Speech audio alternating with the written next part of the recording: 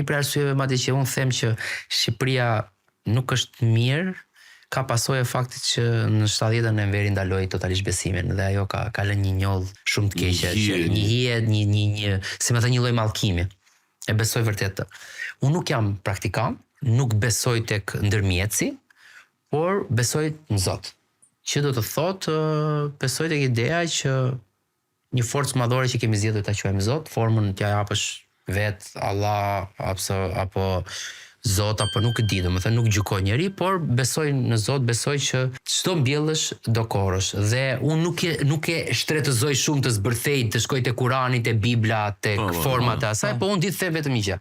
Mos lëndo të tjerët, mos vrit, mos vidh. Mos i bëj keq të tjerëve me qëllim. Dhe duaj njerëzit.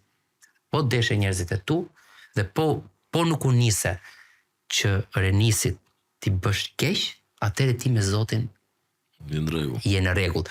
Këto të tjera që quhen mëkate, pse ka në to, unë mendoj që këto janë të njeriut. Ama thelbi i Zotit e përkthyer nga unë se s'do të interpretohem. Thelbi im si turian, thelbi im, çfarë është Zoti për mua, është këto.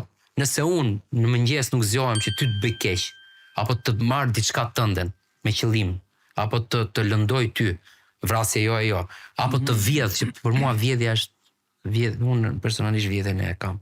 Të vjedhësh dikë, po s'bëre këto dhe gëzoju sukseseve tjetrit. Po nuk pate këto. E ke edhe ndërgjegjen e pastër. Të pastër 100% s'ta kemi asnjëherë diku ashtu për në tërësi.